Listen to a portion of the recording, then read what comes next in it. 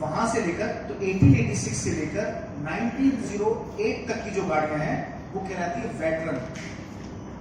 उसके बाद 1909 से लेके 1919 तक की गाड़ियां कहलाती हैं एडवर्डियन,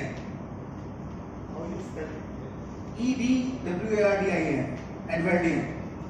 उसके बाद 1920 से लेकर 1949 तक की गाड़ियां कहलाती हैं विंटेज।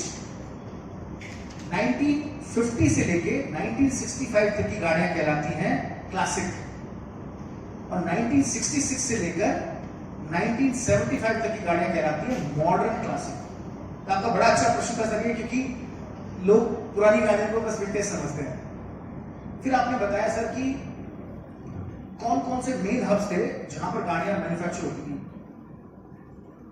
यूएसए गाड़ियों के मामले में बहुत ज्यादा कंपनियां वहां थी, सबसे ज्यादा कंपनियां। उसके बाद फ्रांस फर्स्ट वर्ल्ड वॉर से पहले फ्रांस में सबसे ज्यादा संख्या में कार मैन्युफैक्चर होती थी। फिर बड़ा हब था जर्मनी, इटली और इंग्लैंड। बेल्जियम में एक दो कार कंपनियां थी, स्वीडन में एक दो कार कंपनियां थी। पर आप मोटे तौर पर देखेंगे तो यूएसए, फ्रांस, जर्मनी, इटली और इंग्लैंड, यही सबसे बड़े मैन्युफैक्चरिंग हब थे ऑटोमोबाइल्स के। विंटेज गाड़ियां कबाड़ियों में कट रही थी, ओनर्स के लिए कोई इंसेंटिव नहीं था, शोज नहीं थे जहां वो लोगों को दिखा सकें, और उस कारण से बहुत बड़ा जो लॉस होता वो कि यंगर जनरेशन, जो आने वाली यंगर जनरेशन है, वो कभी भी ये नहीं समझ पाती कि ये इवोल्यूशन जो 1886 में पहली गाड़ी बनी, उससे कैसे ये 1975 और आज तक की गाड़ियों का जो इवोल्यूशन हुआ वो कैसे हुआ। और पूरी दुनिया में मोटरिंग टूरिज्म एक बहुत बड़ा कॉन्सेप्ट है। जैसे पेबल बीच अमेरिका के कैलिफोर्निया स्टेट में होता है, 75 सालों से वो लोग उस मोटरिंग टूरिज्म के उस इवेंट को करते आ रहे हैं। और आपको जानकर अचंभा होगा कि वहां पर 5 मिलियन टूरिस्ट केवल उस एक हफ्ते के शो में आते हैं। वो एक शो एक दिन का होता है, पर उसके अराउंड 10-15 इवेंट और होते हैं, जिससे लोग दूर दूर से पूरी दुनिया से उस एक हफ्ते के लिए वहां रुकते हैं। $50 का जो छोटा सा मॉडल होता है वो भी $500 में पहुंच जाता है, क्योंकि नीश टूरिज्म में इसकी बड़ी अपार संभावनाएं थी। तो हम मिनिस्ट्री ऑफ टूरिज्म में सेक्रेटरी से मिले और हमने उन्हें बताया कि इंडिया का नाम बहुत बड़ा है हेरिटेज मोटरिंग टूरिज्म में, पर हमारे पास कोई ऐसा इवेंट नहीं है। रॉल्स रॉयस जैसी बड़ी कंपनियों ने भी अपनी 2/3 गाड़ियां 1948 तक भारत में बेची। हिस्पैनो सूजा, बेंटली, डेमलर, डलाहे, डलाच, जो कंपनियां बहुत महंगी गाड़ियां बनाती थी, उनका सबसे ज्यादा जो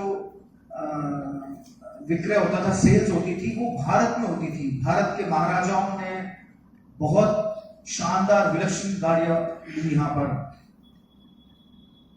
तो हमें लगा कि जब भारतीय दुनिया में कोई भी जो कार कलेक्टर है, करीबन 11 मिलियन कार कलेक्टर हैं, और वो समझते हैं कि अगर उनके पास भारतीय महाराजा की कोई गाड़ी नहीं है तो उनका कलेक्शन अधूरा है। बड़े बड़े लोग जैसे कि मिस्टर बुल्गारी, उनके पास करीबन 1000 गाड़ियों का कलेक्शन है और उनके पास बहुत सारी महाराजा कार्स हैं। अगर आप नीदरलैंड्स के हेग में जाएंगे तो वहां उनका नेशनल मोटर म्यूजियम है, और वहां पर नवाब साहब हैदराबाद निजाम की गाड़ियां वहां पर लगाई हुई हैं। महाराजा मैसूर की गाड़ियां वहां उन्होंने लगाई हुई हैं, महाराजा कश्मीर की गाड़ियां वहां लगाई हुई हैं। तो मैं कहना चाहता हूं कि मोटरिंग टूरिज्म एक बहुत बड़ा कॉन्सेप्ट है। उसके लिए हमने भारत को उस विश्व के मानचित्र पर स्थापित करने के लिए 21 गन सैल्यूट की स्थापना की। और मुझे ये बताकर बहुत गौरव है कि आज 21 गन सैल्यूट कॉन्कॉर्स द एलिगेंस दुनिया के 10 सबसे बड़े इवेंट्स में आता है और एशिया का सबसे बड़ा इवेंट है। और इसके लिए हमें लंदन में हेरिटेज हिस्टोरिक टूरिज्म अवार्ड मिलते हैं। उसमें 75 सालों के बाद किसी एशियन इवेंट को उसमें उन्होंने रिकॉग्नाइज किया, अवार्ड किया। और 2016-17 में हमें प्रेसिडेंट का टूरिज्म अवार्ड मिला for the unique tourism concept के लिए। जो आज 11वां एडिशन है, जो 21 से 23 फरवरी को फ्लैग ऑफ होगा इंडिया गेट से। माननीय केंद्रीय कल्चर एवं टूरिज्म मंत्री हैं हमारे श्रीमान गजेंद्र सिंह जी, वो उसे फ्लैग ऑफ करेंगे इंडिया गेट से। और ये 125 गाड़ियां गुड़गांव के एम्बियंस ग्रीन गोल्फ कोर्स में 3 दिनों के लिए पब्लिक के लिए रखी जाएंगी। और वहां पर 35 जूरी मेंबर्स जो पूरी दुनिया से यहां आ रहे हैं, हूज हू हैं वो मोटरिंग वर्ल्ड के, वो उन गाड़ियों को 3 दिन तक जज करेंगे। और 23 फरवरी संडे को उन 125 गाड़ियों में से हर क्लास में से 3 को अवार्ड मिलेंगे।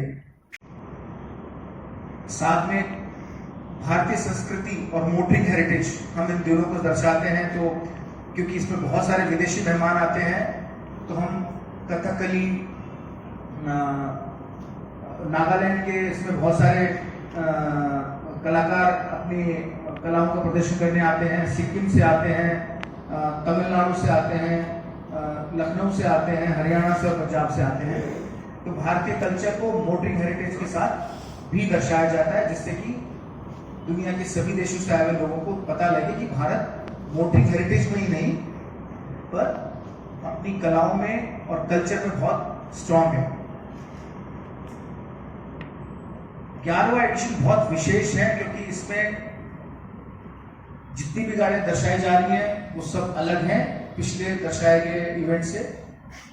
21 गन सैल्यूट की खास बात यह है कि जो गाड़ी एक बार पार्टिसिपेट कर लेती है वो दोबारा कभी नहीं दर्शाई जाती है, जिससे कि एक नयापन रहे जो विदेशों से लोग आ रहे हैं उनके लिए भी, और जो कार कलेक्टर्स हैं उनके लिए भी इंसेंटिव रहे कि उनके घर में एक गाड़ी जो कबाड़ा हो रही है उसको दर्शा सके।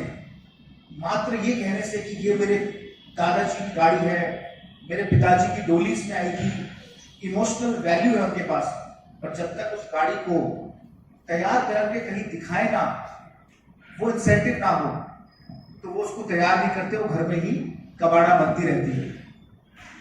21 गन सैल्यूट उनके द्वार तक पहुंचता है। उनको जो मदद चाहिए होती है, उसको रेस्टोरेशन के लिए जो एडवाइस चाहिए होती है हम देते हैं कि वो कहाँ से रेस्टोर कर सकते हैं, कैसे रेस्टोर करवा सकते हैं और दुनिया भर के लोगों को कैसे दिखा सकते हैं और आने वाली जनरेशंस को कैसे उस इवोल्यूशन को दिखाने में मदद कर सकते हैं।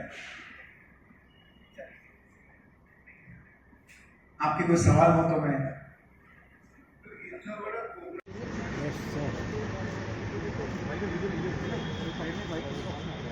जैसे वीडियो साथ साथ में फोटो भी खींचते रहेंगे, वो देख लो आगे चलते। हाँ सर, ओके सर।